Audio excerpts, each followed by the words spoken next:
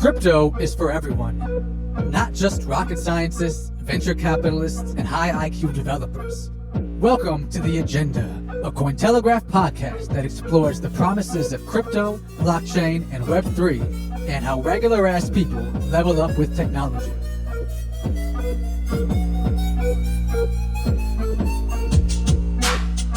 Whoa! Didn't see you there. Welcome to The Agenda. My name is Jonathan DeYoung, and I'm the senior copy editor at Cointelegraph. And as always, I am joined by my co-host with the most, Ray Salmond, head of markets and discusser of interesting topics related to real-life blockchain use and, of course, crypto trading. On this week's episode, we talk about a subject that has been a hot one in the news. Well, to be more specific, we talk about two topics and the relationship between those two topics. One being the growing labor movement in the US and worldwide, which has been a story recently in traditional media, and DAOs, or decentralized autonomous organizations, which became one of the biggest topics and buzzwords in crypto in 2022. Now, with the recent unionization efforts at Starbucks, Amazon, UPS, and elsewhere, the movement for stronger worker rights, particularly in the US, seems to only be growing. And organizing and setting a clear, mutually agreed upon framework for action and a vertically aligned set of objectives are probably the hardest part of collective action. These days, everyone is super busy. We're oversubscribed to way too many chat groups and streaming subscriptions, and every living thing and application on the phone is screaming for our attention. Corporations, lawyers, and the man know that sustained collective action is a challenge, and finding ways to drive wedges between groups is an age-old tactic. You know, the let them scream and shout, we'll wait them out strategy. This is where DAOs come in. And Jonathan and I were really interested in how unions and other groups focused on organized labor, how they could utilize blockchain and DAOs to supercharge the impact of their efforts. To help us break this down, we chatted with Larry Williams Jr., who is a longtime labor organizer and more recently, the founder of the Labor DAO, which supports workers who want to organize, strike, and collectively bargain. And we also spoke to Daniel Carias and Dustin Tong, the founders of the Cafe DAO, which is an organization focused on confederating baristas and brainstorming ways for cafe workers to draw equity from their unique set of time-honed skills. Without any further ado, here is our conversation.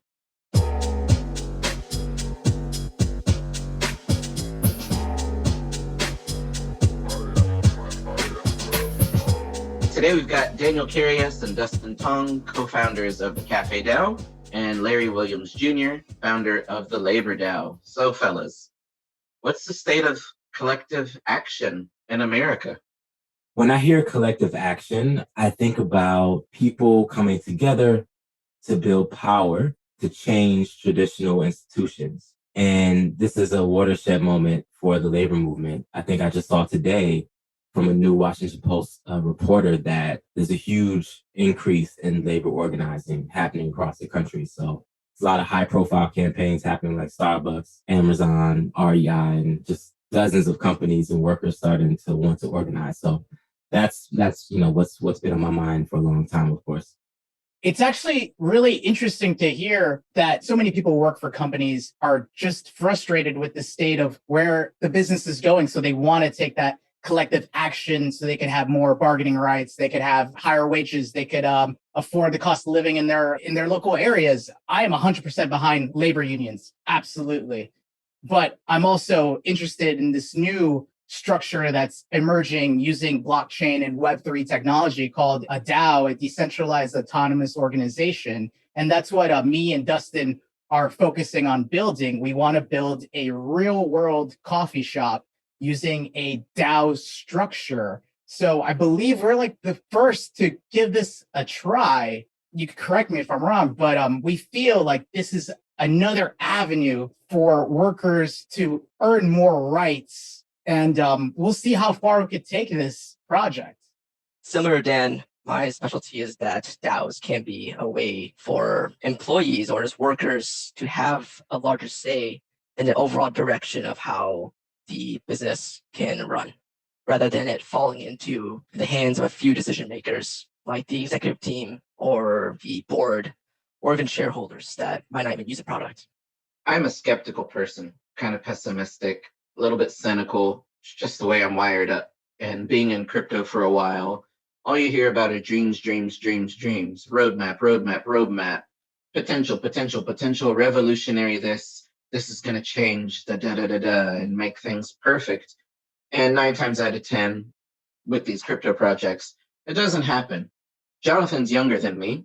He's a little bit more of an optimist, or probably a lot more of an optimist than me. But everywhere you go, everyone hates their job. People feel like corporations take advantage of them and exploit them. People feel like they're disconnected from the product of their labor, and therefore they derive no satisfaction from it. So everyone's trying to escape what they do to do what they imagine they want to do, right? And add to that, it seems impossible to beat these corporations. For me, it's hard to imagine protest movements, labor struggle, so on and so forth. It's hard to imagine these things being successful. And they always reach a point of protest, protest, protest, and then it fizzles out or it peters out or they resolve in court. So I just don't see how efficacious labor movements have been. So before we segue into how DAOs and blockchain are going to fix collective action, right? Or collective bargaining or the struggles that workers are going through, can you kind of give me a brief overlay of some of the current or even recent labor movements and challenges that you think have been successful? It's important to first pick this apart for a second. When we talk about unions and we talk about labor in the American context first, people tend to think of something that's old, that used to be powerful but isn't anymore, right? I mean, that's generally what you get from millennials and people younger. What people don't realize is that when you ride in an airplane, it's likely that your pilot is a union member. It's likely that your flight attendant is a union member. When you watch the NBA, NHL, MLB, it's likely that you're watching a union member play. Someone comes to pick up your trash, your sanitation worker, your school bus driver, they're likely in a union. You know, they could be a public sector union member. So I think that we have disconnected in our mind, disassociated the fact that working people are the union. It's not the structure itself.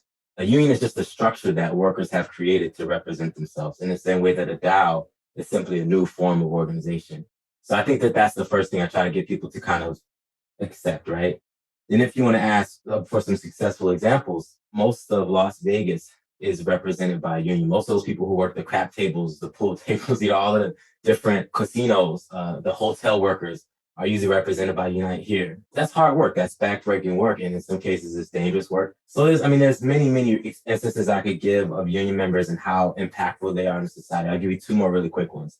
Meatpacking workers. 2020, COVID was raging. Meatpacking workers were the most impacted out of any industry almost because they were standing right next to each other processing meat in the plants. They were getting COVID, and dying tremendous numbers. I know that because I was documenting this myself. A lot of them had, unions representing them, thank God, and they were able to try to fight for better protections, but they didn't have masks in a lot of cases, and they were dying by the drove, but they were able to force changes. Another example that's really obvious is nurses. Nurses unions and teachers unions are the strongest unions, some of the strongest unions in our country, and they represent a good population of both those industries. And we see, unfortunately, in the case of teachers, they're still not able to change everything about their job because there's so many institutional societal issues that add into why they have, low pay and things like that. They're still able to accomplish a lot of things. Like during the COVID pandemic, they were going through some very bad impacts as well. But then in the case of nurses, again, this mostly female profession, brilliant, strong women, and pretty radical. A lot of like NNU, National Nurses Union, very radical. So I won't talk your ear off all day, but I could give you dozens of examples of how unions are still very impactful, but you'll never see that in the mainstream media in the same way you won't hear about crypto because it's a threat to the existing order of things. I think Larry gave some very good examples of the power of unions here in the US, but the number of American workers that are represented by a union or members of a union is still a relatively small percentage of the workforce. And now where I think it can help to have somewhat more of an international perspective is to look at other countries, especially in Europe, that do have stronger unions and more union membership. And we as Americans sometimes look at a place where there might be massive strikes that shut a whole city down. We look at them and we say, they're fucking crazy. Like, how could they do that? Shut the whole city down. While at the same time, we wonder, how can they possibly have such great healthcare plans and have such great leave plans? And it's because of the unions, in the street shutting things down. In the States, everything is usually, pun intended, black or white, right? So it's like Democrat or Republican. And overseas, you can have the Labor Party, you can have, all these different variations of political parties. In Germany, for example, union members and workers can be on the board of a company, so they can have so much more say about the way that workers are impacted, compensated, etc. You're right about the membership of the states, but the right to join a union is a fundamental human right. So the fact that union membership here is low, but the approval for unions is at an all-time high, has remained so, and it's getting higher every year, tells you that there's a gap between the ability people have to join the union and the governmental functions that oversee the protection of workers in the pursuit of being in a union. So Starbucks is allegedly shutting down these sites that are, unionized. They're shutting, I think, 13 stores, and then 2 of them are union, just happen to be union. Things like that threaten your livelihood, then you're going to be less likely to try to unionize, So I think there's a lot of context there. We could have a whole 10-hour conversation about it. Yeah. I know that there's a similar thing happening in Kroger in states where they were having to raise the minimum wage, or where people had kind of advocated for a higher minimum wage. Kroger had just decided that they would close those stores because they said that their operational costs just didn't have enough margin to support a boost in worker wages, even though we know that their revenues during COVID are through the roof. But Larry, you touched on a lot of really important things there that was really valuable. So we've talked a little bit about how crazy COVID-19 has been and this new push for unionization. In the meantime, through COVID, we've had the lockdowns that have shut down lots of jobs, people that were deemed essential not have raises, not get better healthcare, even though they're supposed to be essential. We've seen the great resignation. White-collar office workers refuse to go back into the office because they figured out that they can just work from home and everything gets done in the same way, perhaps even more efficiently. This was all happening at the same time as this massive explosion of the cryptocurrency and blockchain space. So I'm curious for the three of you, if you see any correlation between groups like Labor DAO, groups like the Cafe DAO, these sort of digital first approaches to organizing. For you personally, is there any correlation between this?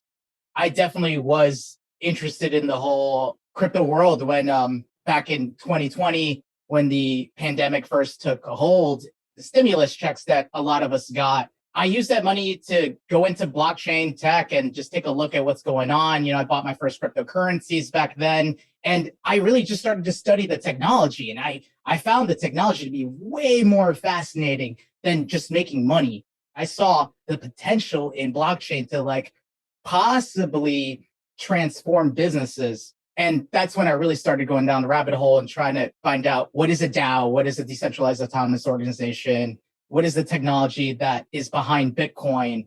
And, that opened just a whole new world for me. And I remember working that time. I was a barista. I had just gotten demoted, basically. I saw my entire staff get laid off during the pandemic because there just wasn't any work.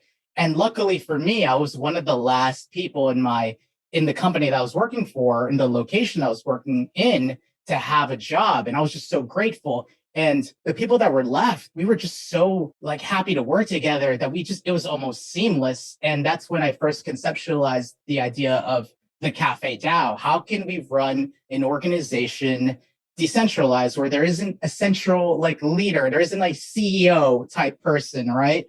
I remember just having the best time of my life running this coffee shop with all of the people that were left, where there was really no rules. Our boss kind of just let us do whatever. Well, not whatever. he just was hands off, and we ran the business pretty seamlessly, and our customers were very happy. We were very happy. It was like the happiest time of my life, to be honest with you. And I just kept thinking, like, is there a way to do this out in the real world where like I have a say, like a vote? Is there a way to run a business democratically? And yes, businesses like that already exist. Co-ops, cooperatives exist. You have grocery cooperatives, you have farming cooperatives. Those already exist. But how can we use this blockchain technology to scale that up? There could be a potential to run a real world business using blockchain tech and running it democratically through a voting structure. All right. So for Dustin and Dan, why do you exist? Outside of the crypto and stimulus checks being an opportunity for you to kind of experiment and throw some money around and try some new things because of COVID, what was the catalyst that thrust you into organizing, and why did you decide to become a DAO? This was a big experiment for us. I mean, from my perspective, I see that there's always a big disagreement between who makes decisions and those who need to execute out the decisions that are made. And I was thinking that those who execute decisions also have a large say on how the decisions are made. There might be more alignment. That's my fundamental thought on why a DAO may be a third option to either a corporation or a union. I guess to add on to what Dustin's saying, why do we exist? At least for me, it's born from the frustration of not being able to control your destiny, essentially. I mean, we work these jobs like literally 5 or more days a week. We spend a large majority of our time at these places of work, but we don't really have a say in the direction of the business. A DAO could potentially give workers a say in their destiny. Well, maybe not destiny, but a chance to mold their future, if they decide to stay with that organization or not.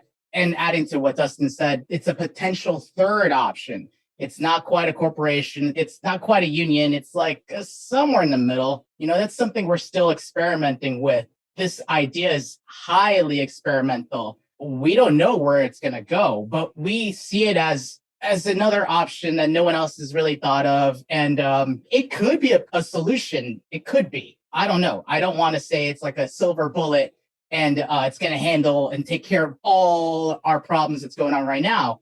But I believe strongly in blockchain tech to make work more democratic. Talk to me about your mission statement. When I first talked to you, you had mentioned that you've been a barista for 15 years and that you've acquired and honed these skills over time. But these skills don't translate to pedigree. These skills don't necessarily translate to equity. These skills don't translate to higher pay. These skills don't translate to you becoming a stakeholder in your organization. So that stuck with me, and Jonathan and I were talking about that this morning. Actually, the parallels between what you've said about 15 years of experience making coffee, which is something that's very difficult to do. It takes a long time to master. There's a lot of input and nuance to making different types of coffee, yet I'm not putting words in your mouth. Perhaps there's nothing to show for it in the form of your resume or your credentials, so on and so forth. So talk to us about what's the Cafe DAO doing? How are you organizing workers in a decentralized way? We have actually experimented in the real world with the Cafe DAO. We had a 2-day pop-up in the beginning of May here in Seattle at the NFT Art Museum. They were so helpful in helping us set up a pop-up shop. Some of our Discord community members showed up to be baristas, and they earned our token, our coffee token, as we call it, CT. It was just like the beginnings of the proof of concept to see, can this work in the real world? Can it? We found success there. We had over 50 new token holders from that 2-day event.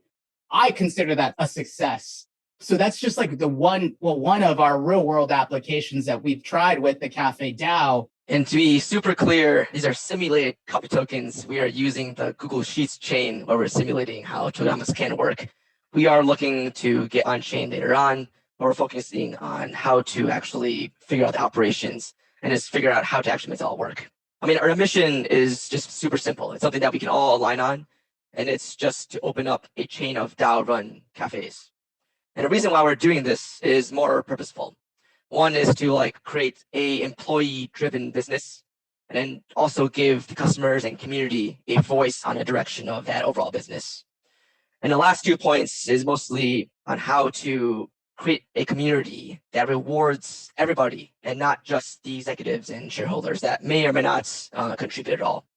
And we want to do this to pioneer a new business model that just doesn't suck. We believe that a DAO structure may be able to align not only the business objectives, but also align on employee rights. It's not very clear how it's done, to be honest. Along with our success at the pop-up, we discovered there's a lot of things that are difficult in running a DAO. I think about taking account of everybody's opinion. How do you actually make decisions? A lot of things like that. But we do believe that we can figure out a structure that can work, that can align all these incentives.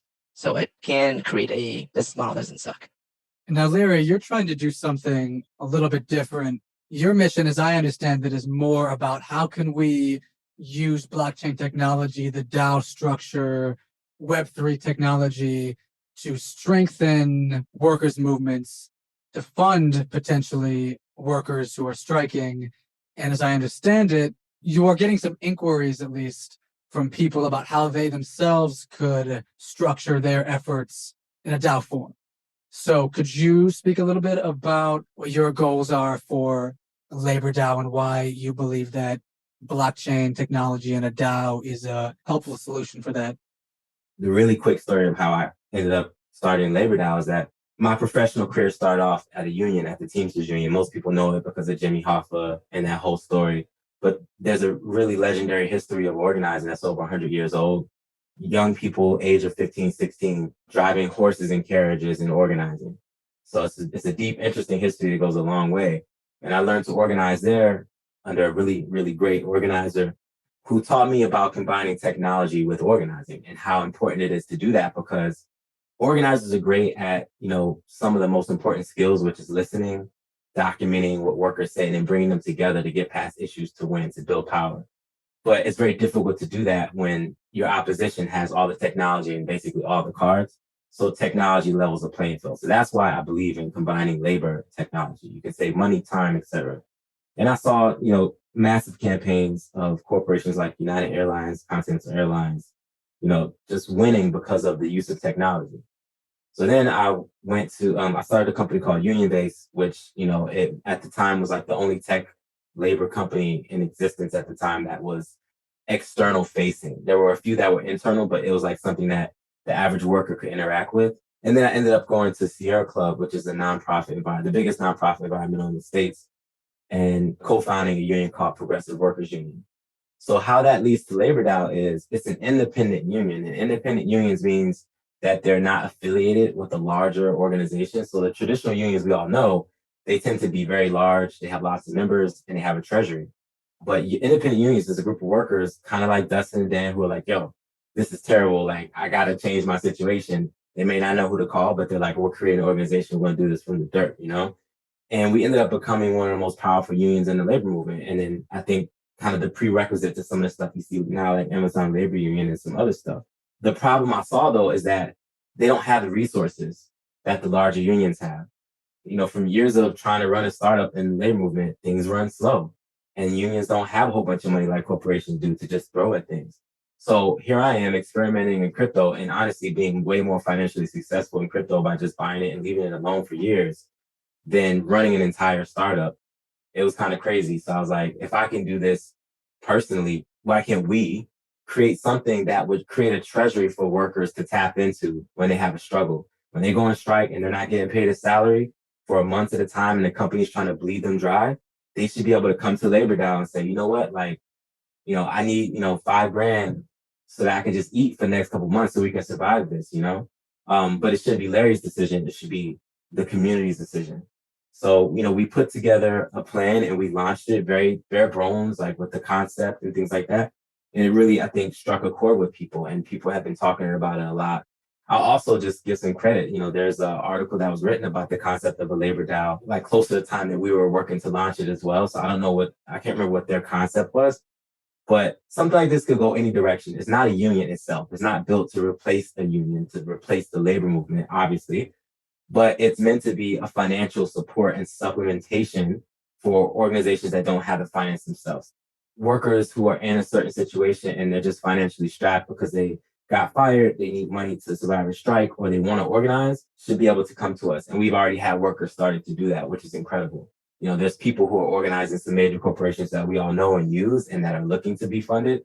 But then we also were lucky to get the lawyer for the Amazon Labor Union on our first Twitter Spaces, this guy Seth, and he came in and did a great speech for us about why we need to fund independent unions.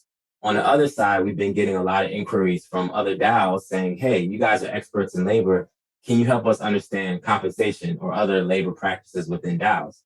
So this is why I'm very interested in Cafe DAO, because again, like we thought that the gig economy was going to solve all of our problems, right? Oh, this tech is so much more efficient and, like it's going to get people their food quicker. Sure, it's great for the customer, but it's created a really fifth tier of worker. Like there's so many things across the world that are labor related that I think a DAO that's global could be very impactful, very powerful by channeling money to the right way. But in the instance of DAOs, we're in danger of creating another system that's exploitative because we haven't clearly defined what a contributor is. What rights do they have? I mean, they're part owners, sure, they have some tokens, they can make votes, but there's also a core team. So the hours that the core team is working, how are they getting paid? What currency are they getting paid in? Do they have an open, transparent way of paying the members of the DAO? Does everybody get paid? I mean, there's so many questions that I think everybody's been asking in different DAOs. And so we've basically started engaging in a research process. We're going to do a lightweight research project. And we haven't announced it yet, but there's a very prominent DAO that's working with us to create a lightweight compensation research project. And then we want to expand that to the larger DAO movement to try to create some best practices so that we can not just kind of create the same system of exploitation. There are a lot of areas that are unknown. And then one thing that we're trying to work through right now, alongside of the Cafe DAO, is how to legally exist as a DAO, actually. And no one has really cracked that piece yet. So the way we approach this is actually just open a coffee shop and honor anything that the DAO does or the DAO decides as decisive action. And then the employees of the cafe will do whatever they can to execute on the DAO's will. Of course, within legal realms, of course. Maybe later on, we can come together and form a true DAO that's running the Cafe DAO. But right now, there's no clear way to actually make this happen. As a person who is, similarly new to creating a DAO, I've been reading in different articles and just seeking insight and understanding that any type of organization, even if it doesn't need a leader, it needs some sort of leadership in the beginning before you can get to being a functional DAO. Yes. And I think that that's maybe why a lot of DAOs fail, is that people don't. I saw something called the tyranny of lack of leadership, basically. So like, we have to confront that, right? So like maybe you're trying to make decisions in the early days, Yes. but you're trying to involve the community, and so you have to get to a point of making a decision. And so it's like practicing progressive transparency and progressive decision making as much as possible. And it's a work of practice, and then we're working at it too. Connected to what both of you have said about your kind of like in and outs and trialing and curiosities about forming a DAO, would it be possible to organize a traditional labor union as a DAO? In this situation, it would involve each member getting a certain number of tokens and voting is done on chain. And what does it look like to realistically have a DAO interact with management? You don't even understand how many times I've run this through my brain, like over like the last 4 years or something. Before DAOs were like becoming a prominent point of conversation, I knew I wanted to somehow evolve Ethereum into the labor movement, right? So that was how I got into crypto. If anybody cares, that's how I got, because I was like, this is the newest technology. It must be something we can use, right? And there was just no easy answer. And then I was like, well, what about, people wrote an article here and there that were tangentially stuff about the concept of a blockchain union, I mean, it makes sense, right? Unions vote. Blockchain is voting. It's transparent. I mean, for those of us in the community, it's such an easy match. But we just did our first YouTube Live. I did an interview with the blockchain socialist, who's a big time, brilliant leftist in this space. Having the first conversations with my community, with the labor movement, as a labor leader, I got questions like, how can you justify using technology that's bad for the environment? I was like, wow, we are really early to have this conversation. I mean, we're not even talking about Bitcoin here, we're not talking about proof of stake, proof of work. So, that's how early we are. So you got to consider, it's not that you can't just sit this technology on top of people who are in a movement. You would have to actually inculcate the understanding of the technology and then empower those folks to use it in a way that works for them, right? Like meet them where they're at. But some of the workers that are coming to us now are like, hey, I'm a union organizer and I'm into crypto. So like those are like our golden calves, right? Those are the people we really love. But everybody else, we want to help them get there. So I think that the idea of a blockchain union, I mean, we've been seeing people in the DAO space saying, hey, we want to create a union for people who work in DAO, meaning contributors. Now, the questions that come to mind for me, which we have to like attack each problem individually. But again, when you're joining a union, there's usually an employee-employer relationship. That's something very clearly defined in most unions, right? It's a line. Well, that line is blurred in the DAO. So if Dan is the founder of Cafe DAO, can he also be in the union? I mean, there's some circumstances where management is in a union, but the very point of a union is creating a balance of power when there is an imbalance between management and labor. So the other thing is like, who is being represented in this instance, right? So are we saying that the core team is management and that everybody else that is a contributor is a member of the union? Like, you have to figure these things out and answer them before you could create that type of, in my opinion, before you create this type of institution. And then also, this is probably the biggest challenge because crypto is global, which I love. We're talking about people in different jurisdictions being a part of an organization that is global, that crosses borders. So I think this is a mind bender. We haven't even defined what DAOs are organization wise, right? So like, there's no labor lawyer that's going to be able to tell you about a DAO, and there's no DAO lawyer who's going to be able to tell you about labor. So you literally need to get a roundtable of labor lawyers, corporate lawyers, and DAO lawyers, if that's the thing, in a room and like figure out what the turf would be. And then what if you strike and you're in Kenya, but the law is that strikes aren't allowed, but then you're doing it in the United States where they are allowed to a degree. I mean, there's so many things like that that my brain goes to that we're not even to that point yet where I feel like we could competently answer those questions. Now, I'm down to speculate, but I feel like people get mad at me because they're like, you don't have all the answers. So we're trying to go step by step, In my perspective, let's say that any large DAO forms, and then let's say Cafe DAO actually gets as big as Starbucks, let's say. If a union forms in Cafe DAO, I think the Cafe DAO has failed. Tell me why you feel that way.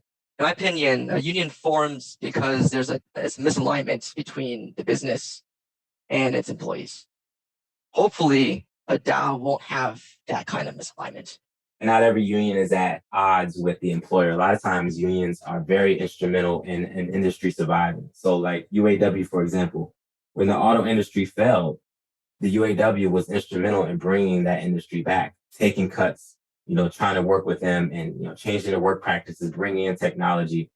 Going back to what I said in the beginning, a union is just a form of organization. It's really about the workers. So like if your workers were to decide that they wanted that union, it doesn't necessarily mean that they hate you or that you're not good at what you do. It could also mean that they just want a structure.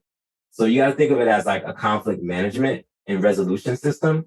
When unions are more combative, it's because the employer is pretty bad, because there's never a situation where the union has the upper hand. I mean, it's just the employer at the end of the day still can fire somebody, right? Maybe they have to go through the process. They still have to fire people.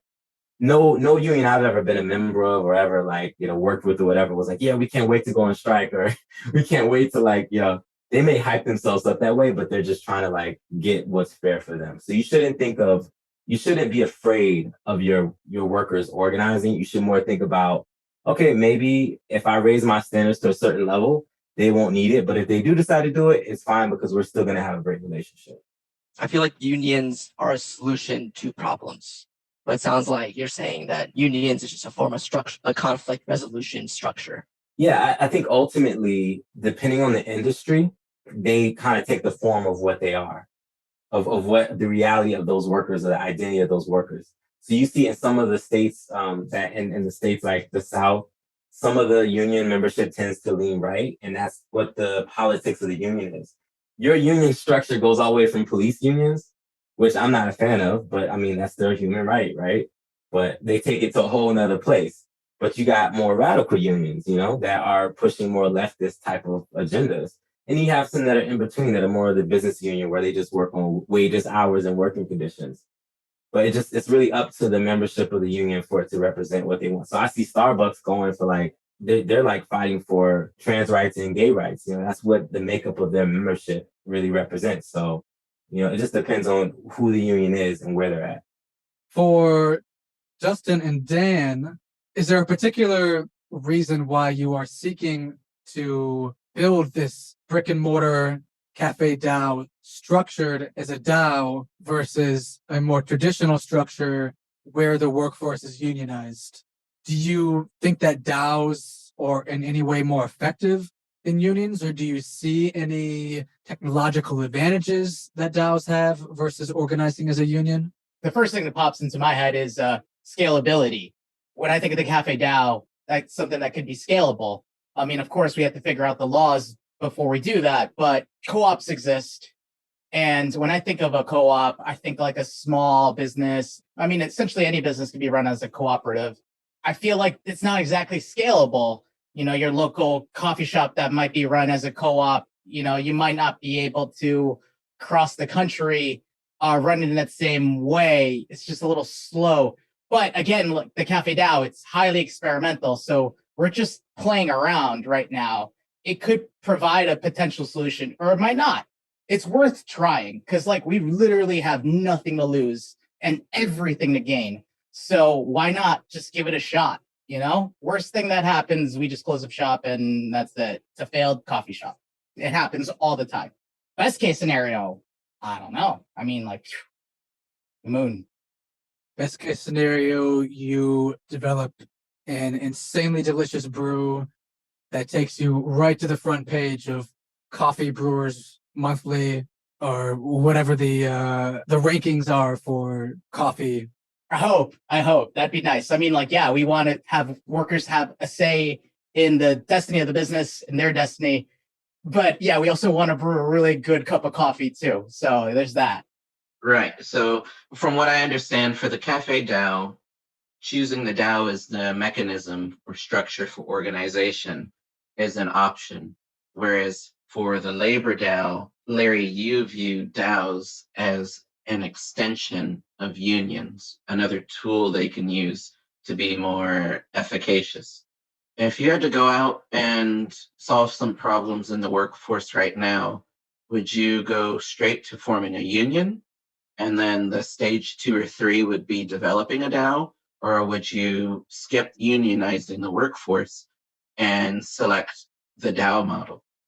You know, I think that that goes to your appetite for risk, right? And how futuristic you are. I mean, for me, there's no question that cryptocurrency, Web3, whatever you want to call it, is the future of France, or you know whatever they're calling it these days. Mhm. But I think there's a lot of reasons why, if you work at a traditional employer, why you should join a union. I wouldn't say one or the other. The beauty of a DAO is that it can be part time as a contributor. You can be full time. You know, you can work in multiple DAOs. You know, you can work a full time job, be in a union, just like Dan, and also start a DAO. I'd say do everything. But to me, if somebody asked me, should I start a DAO? I'd say, what are you trying to accomplish? Because I feel like DAOs have been much more successful when it comes to certain goals, right? Certain types of, I think, communities you're trying to build, because that's what it is. It's an online community. And if you've joined something like, let's say, the Cool Cats, right? Like this is like a wholesome, you know, community or whatever, and you get wrapped into it and you start to feel like you've got some friends, right? I think that's what's been powerful for a lot of people, is that their cat isn't just their money maker, even though it's crazy the amount of money people may make from owning some of these things. But it's also like, you know, you got this anonymous person on Twitter that you talk to every single day about really everything and anything. And now you're tied together because you're a part of this community. But I do think that the aspect of money, which is the biggest concern for people on the left, right? That's kind of what seems to screw things up for a lot of people. It's like we're all high up, like when it comes to the bull market, but then when the bear market comes, everybody's morale is down. And so I think that's a very big challenge for Labor DAO to like one of the first spaces conversations we had, people from the community were saying, we do not want the financialization of workers and work.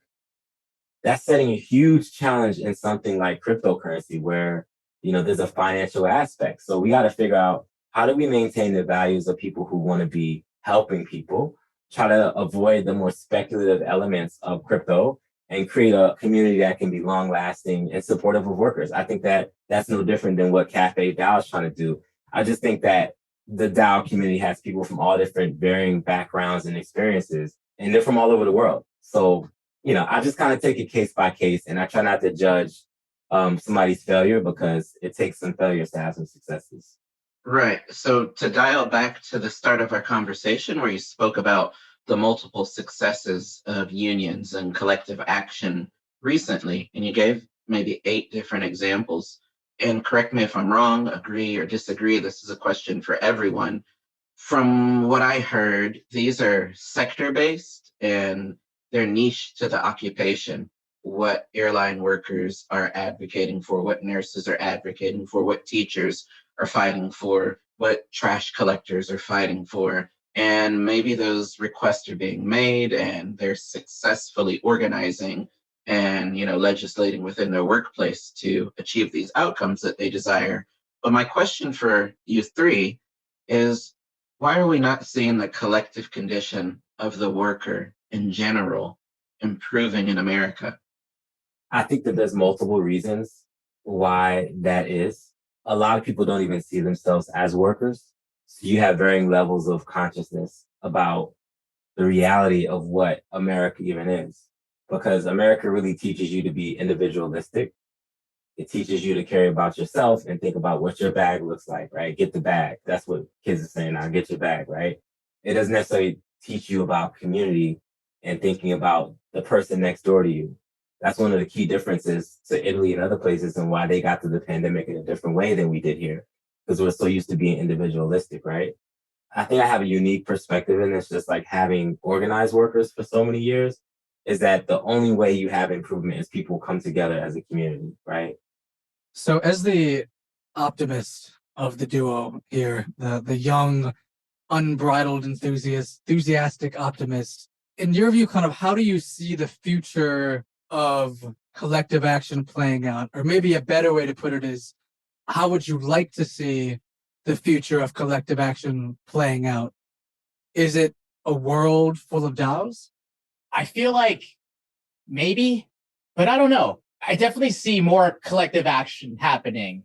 We moved from building things in this country to more service industry. So I feel like the service industry in the next couple of years is going to keep building on that movement, the union movement, because I mean, that's where the jobs are right now. All the jobs have left this country and gone overseas.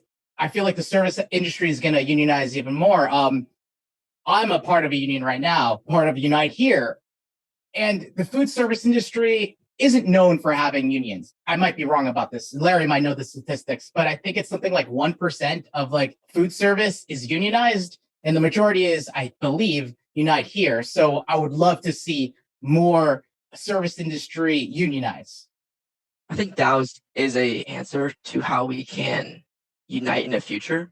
But if not DAOs, I think blockchain philosophies and technologies will enable this simply through just increased transparency. As anybody in a level of organization can see all the decisions being made at any level, then I think that will level the playing field across the board. So whether DAO or not DAO, I think the future is going to be better because of how blockchains enable transparency at a scale. Yeah, collective action is something that is usually attributed to things that progressive organizations are doing to try to make people's life better. So going on a strike, showing up at some senator's house to try to get them to recognize the injustice that's being done, or a judge's house or something like that. This is the connection I'm trying to get people to make. If you're going to do a DAO, how is this going to make people's life better, either in the DAO or in the community that DAO is impacting? It's all about community first and purpose, and remembering what the collective struggle or what the collective desire is. I really appreciate all three of you taking the time. We've got Dan and Dustin from the Cafe DAO and Larry Williams Jr. from Labor DAO. It's been a pleasure to chat with people who are ideating and kind of prototyping and building within the space to solve real world problems that aren't directly connected to finance. Thank you for your time, and I think Jonathan and I really look forward to talking to you again in the future. Dan, Dustin, Larry, let our audience know where they can find you and where they can learn more about your respective projects. At Twitter, at the Cafe DAO. We are most active on our Discord, which is the Cafe DAO. And you can find us through all the links on thecafedao.com. What we're looking for mostly is anybody who knows coffee, have coffee experience, have legal experience, or developing experience. We are building and looking for people who are interested to try this new shit. You can find the Labor DAO on Twitter at The Labor DAO, and we have a website, thelabordao.com. Of course, you can find our Discord on our website or our Twitter. And we really welcome anybody in the world who wants to support workers and is looking for a new way to connect to the labor movement, but also folks who are interested in the DAO space, want to learn about it, and want to help improve labor practices within DAOs. Check them out. They're doing some pretty cool stuff. So connect with them on Twitter and Discord. Thank you. Yeah, it's a real honor. Really appreciate you guys' work. Yeah, thank you so much for having us on. Thanks, guys.